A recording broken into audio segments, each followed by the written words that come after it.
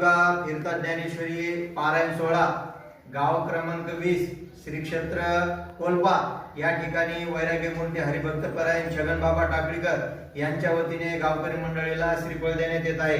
माऊली ज्ञानेश्वर महाराज की जय, जगद्गुरु तुकाराम महाराज की जय, पवन सुत हनुमान महाराज की जय। आपल्या जिंतूर तालुक्यामध्ये फिरता ज्ञानेश्वरी पारायणाची सुरुवात झालेली आहे आणि पाहता पाहता 20ावं गाव तुमचं यापर्यंत येऊन ठेवलेलं आहे पारायणाचं। आतापर्यंत मागच्या गावामध्ये अगदी उल्हासाने सर्व लोकांना पारायणाला सुरुवात केली, पारायण केली, कार्यक्रम केले। तसंच तुम्ही सुद्धा सगळे 8 दिवस सगळ्यांना कामं बाजूला ठेवा, कामं आपले दरवर्षी रोजच चालूच आहेत, सतत चालूच राहणार आहेत। पण हे पारायण सगळ्यांनी प्रत्येक घरचे 2-2 मास पारायणाला बसायचे की आपण म्हणायचं 8 दिवस आपल्याला झडकत लागलं, काम शेतामध्ये नाही, सगळ्यांना या ज्ञानेश्वरी पारायणासाठी उल्हासानं सगळे सकाळी 6ला यायचं, 6 ते 9 3 घंटे जरी पारायण केलं तर भरपूर पारायण होते। शेवटच्या दिवशी तुम्हाला जसं तुमचा महाप्रसाद जसं तुमच्या परीने करायचं तसं करा। मागच्या गावात जसं उल्हासन केलं तसं तुम्ही पुढे उल्हासन करा अशी मी अपेक्षा बाळगतो आणि थांबतो। ओम नमो ज्ञानेश्वरा करुणा करा दयाळा, तुमचा अनुग्रह लादलो पावन झालो चराचरी।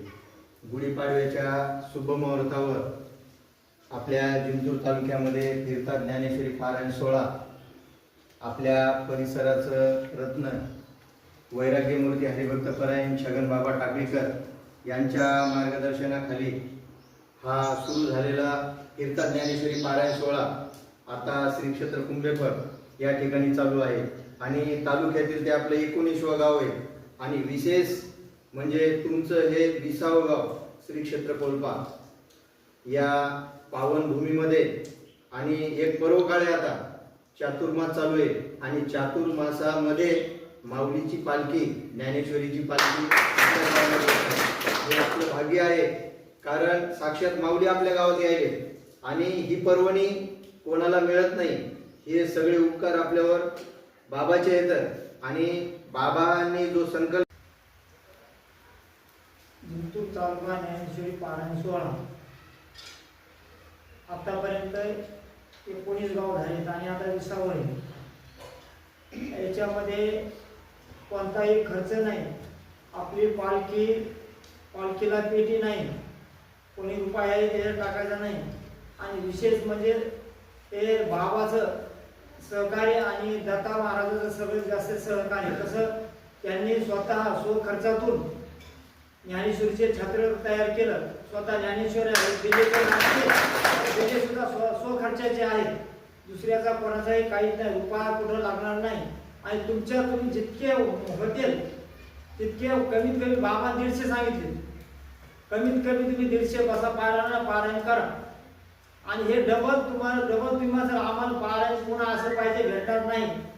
शेव आता शेव म्हणजे लय पर्वकाळ खास आहे, सगळे पुन्हा आहे, तुमचे महिला मंडळ असेल, मुली असतील, मुलं असतील, वर्ध मंडळी असेल, कोणी सगळ्याला मी पालन करायचा अधिकार आहे। याच्यात सप्त्याच्या वेळेस काय होते, कोणाला इन्कम पण नसते, महाराजाचं कोणाच्या माग महाराज, कोणाच्या माग भागवत, कोणाच्या माग पंगत आणि याच्यात काहीच नाही, याच्यात काही ना सरळ सगळ्यांनी बसायचं आणि पारायण करायचं। जय। कारण आयुष्यभर त्यांनी निष्काम परमार्थ केलेला आहे।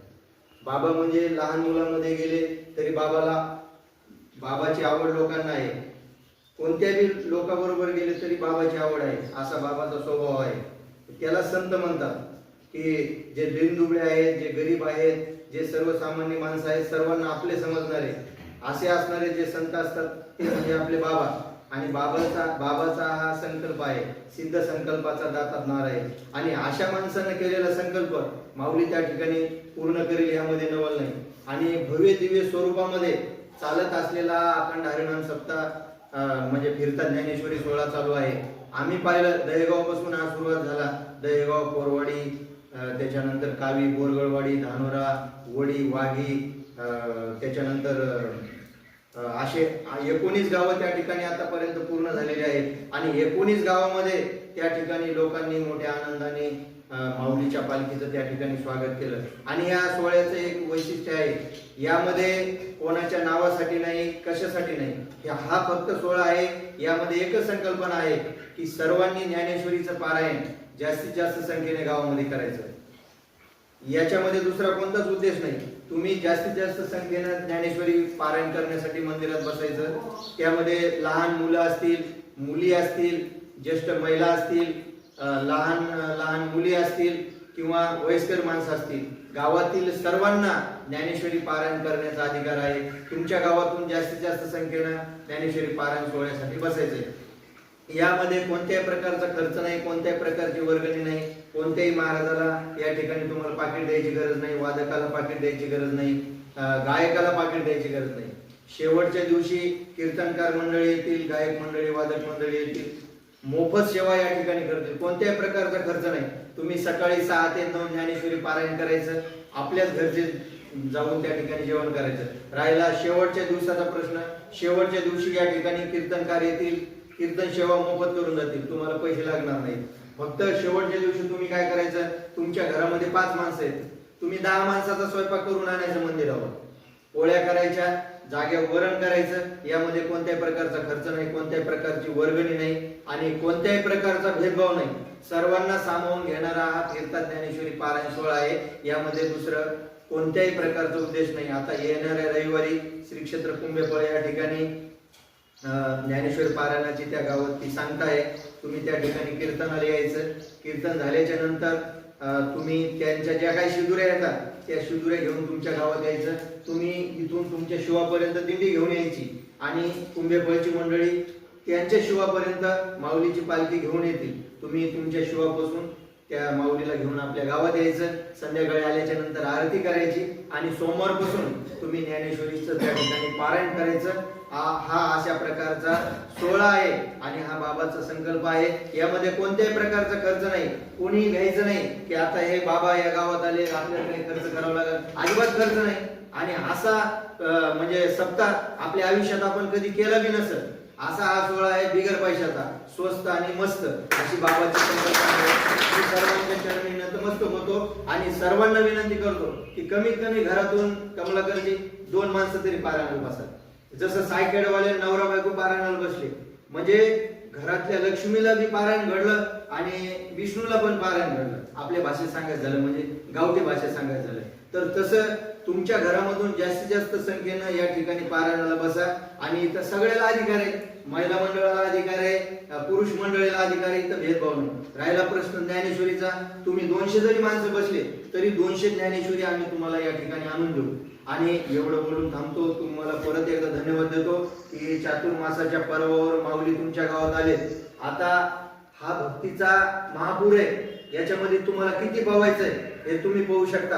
अशी पर्वणी परत तुमच्या आयुष्यात येणार नाही. म्हणून सर्वांना एकदा धन्यवाद देतो आणि सर्वांच्या चरणी नतमस्तक होतो की माझी एकच विनंती आहे, बाबाचा हा संकल्प आहे तुमच्या गावामध्ये मागच्या गावाचं रेकॉर्ड तुटलं पाहिजे, एवढे तुम्ही या ठिकाणी ज्ञानेश्वरा नमो ज्ञानेश्वरा निवृत्ती उदारा कृपाळ उदार माझा ज्ञानेश्वर त्या नमस्कार वारंवार. फिरता ज्ञानेश्वरी पारायण सोहळा जिंतूर तालुका आतापर्यंत ही संकल्पना किंवा याचं मुहूर्त मेळ गुण जर कोण असेल तर आपल्या सर्वांची जीवन अगदी दत्तवादी महाराज होईल. ते मोठेपणाने मोह पुढे घालतात मला नाव आहे पण संकल्पना त्यांची आहे आणि भक्तीपण आहे. तरुण तरफदार विष्णू महाराज भूषिकर या दोघांची संकल्पना आहे. याच्या माग माग मला हे हाताला धरून कोणी द्या लागले. याचा अर्थ असा की यात कुणी असो मोठेपणा किंवा मालक असं कोणीच नाही. तर प्रत्येक गावाचा यात सहभाग आहे. प्रत्येक गाव म्हणजे या सोहळ्याचे मालक आहे. आतापर्यंत अनुभव असा आला की आम्हाला वाटतं ह्या गावात 20 माणसाने बसवा, तिथं 50 माणसं बसत. माझ्या जीवनाचा अनुभव सांगतो वजरला दत्तरावने आम्ही यादी केली 111. 350 लोक वजरला बसले. 350 किती आम्हाला त्याला म्हणजे पारायण करायला जागा नाही मंदिरात पूर्ण. हे छोटंसं कुंभ बळगाव सर्वांना ज्ञात आहे. तिथं 21 ते आज 25 झाले, उद्या 30 होणार. आता हे जे काय पारायण आहे त्या जीवनातला पूर्वनी काळ अनेक सत्य झाले, व्यापी सत्य केले, तुम्ही पाहिले. पण त्या सत्यामध्ये पारायण झालेले, कीर्तन झाले, महाराधिकारी लोकांचे झाले, रामायण झाले, भागवत झाले. पण पारायण प्रत्येक सत्यात एवढे झाले नाही. झाले पारायण, कुठं 2 माणसं, कुठं 3 माणसं, काय गावात पारायण नाही.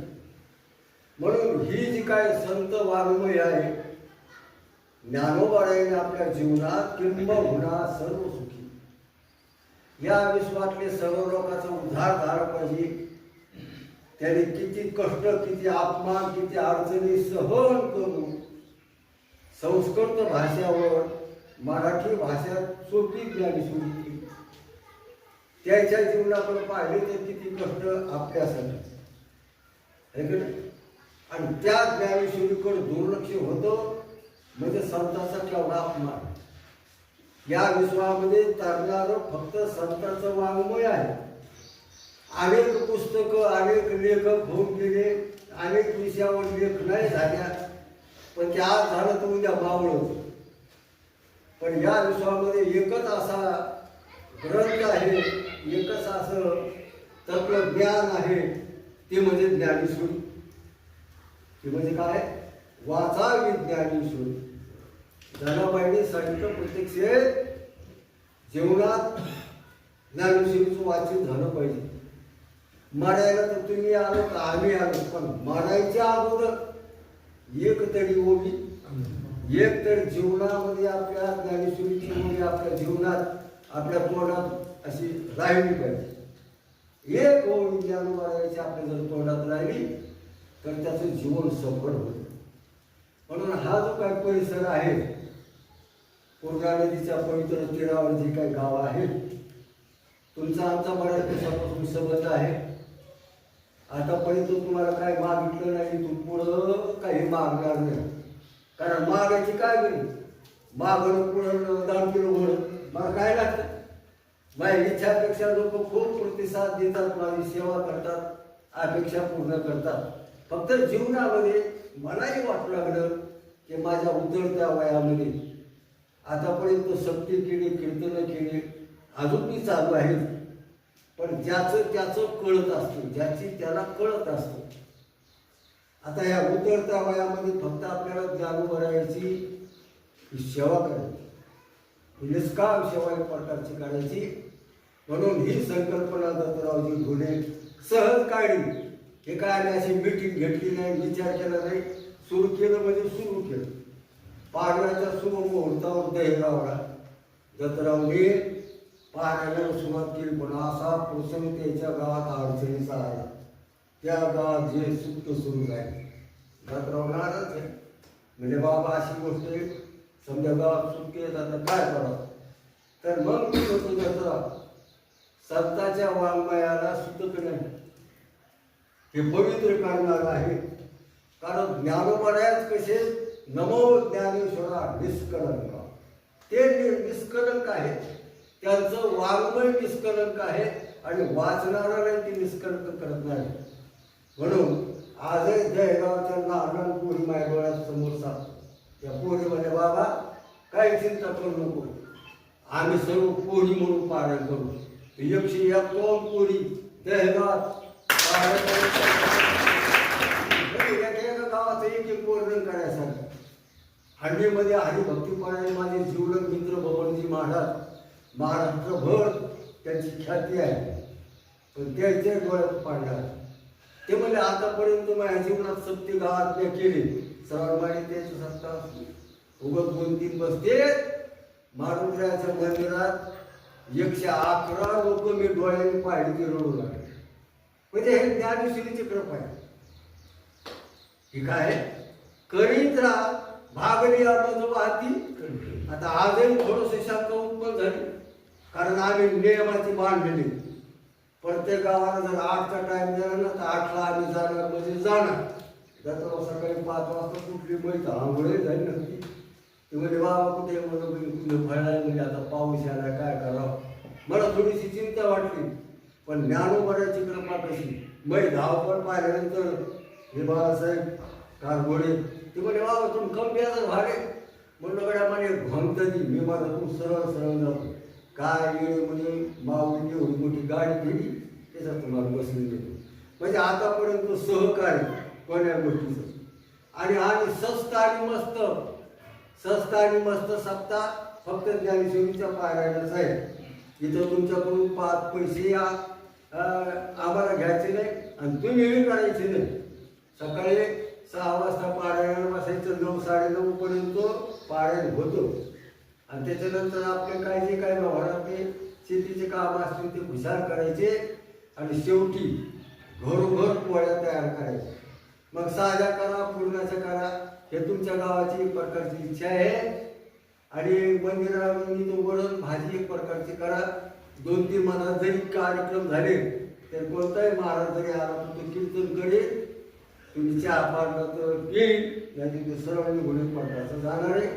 परिसरातील सर्व भजनी मंडळी या ठिकाणी निष्कामवरतीने तुम्हाला कीर्तनाच्या सेवेसाठी एक प्रकारचे हजर राहणार आहे. म्हणून सर्व गावकरी मंडळींना माझी विनंती आहे. खरं तर बऱ्याचशा बाहेरगावून फोन यायला आता मंठ्या तालुक्याचे लोक तुम्हाला भांडायला ते म्हणते तुम्ही आपल्या मंठ्या तालुक्याचे तिकडे जिंतुरात तुम्ही गेलं आपल्याकडे कसं काय है ना. पण मी माझा आपल्याला सांगत नाही ते सांगतात जिंतूर मंठा काय हे संतांची भूमी एक प्रकारची आहे, आपलंच आहे. म्हणून यात काय कोणी असं जड पण घ्यायचं नाही. काय काय आल्या काय काय मागतून दुसूर होती पावती बुक आले काय आमच्या ज्ञानेश्वरीच्या पालखीमध्ये जर 5 पैसे तुम्हाला जर मिळाले तर मी 5 लाख रुपये देईन तुम्हाला. किती टाकायचं पेटी तर नाहीच नाही, पण 5 पैसे देखील पालखीला वाढले नाही. म्हणून माझा विश्वास आहे आपले गाव एक प्रकारचे आहे. दत्तराव म्हणजे हे आपलेच परिसर आहे. पाहिल्यापासून एकच विनंती आहे, घरचे एक तरी माणसाने पारायण बसायचं. या मंदिरात जागा बसणार नाही एवढे लोक पारायण बसलेले. तुम्हाला बाहेर मंडप दत्तराव यायला द्यावं लागेल एवढे लोक बसलेले. कारण हे परमार्थी प्रेमी एक प्रकारचे आहेत, भजनाची प्रेमी एक प्रकारचे आहेत. म्हणून आणि ह्या ज्ञानेश्वरी पारायणाची सांगता 7व्या दिवशी असते बरं का कमला. पण 7व्या दिवशी आली आपण म्हणून तुम्हाला 1 दिवसाची सवय द्वादशीला तुमची समाप्ती होईल. म्हणजे 1 दिवस चालायचं तुम्हाला. एकादशीला नियमाने समाप्ती आपण करू शकत नाही, वारकरी लोक आहेत. म्हणून द्वादशीच्या पूर्व काळावर 8व्या दिवशी म्हणजे सोमवारी पारायण सुरू होणार, सोमवारी त्याची सांगता होणार. आणि इथून 3 वाजता कवठा या ठिकाणी पालखी जाणार आहे. तिथं एक प्रकारचं 7 दिवस पारायण सोहळा होणार आहे. आणि तिथून सोमवारी पुन्हा बामणीला मुक्कामाला ज्ञानोबाच्या पवित्र ज्ञानेश्वरीची पालखी बामणीला येणार आहे. मंगळवारी सुरू होणार आहे. त्यावेळी तशीच अडचण सोमवारी आली म्हणून यायच्या गावात एक प्रकारचे 8 दिवस एकच सर्व गावकरी मंडळींना विनंती आहे तुम्ही घरोघर जा. आतापर्यंत पाया नाही पडले तरी माझा ऐका, त्या घरातल्या लोकांच्या पाया पडा काही नाही. ही ज्ञानोबाची सेवा आहे. त्याला पाया पडा त्याला म्हणा तुला बसवावं लागतं ज्ञानेश्वरीला. कसा बसत नाही तुम्ही पहा. फक्त तुम्ही लिहिता घ्या 10-5 मंडळी असं प्रत्येक घरी जा. घरी पण गावात त्या घरामध्ये लहान मुलगा वाचक असतो किंवा मुलगी असतील.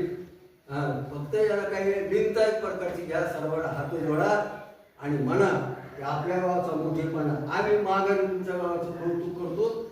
म्हणून आपला जो काही मोठेपणा आहे आम्ही तुमच्यावर जो काही विश्वास ठेवला त्या विश्वासाला सार्थक, त्या विश्वासाचं चीज, त्या विश्वासाचं फळ नक्कीच गावकरी मंडळी एक प्रकारचे करणार आहे.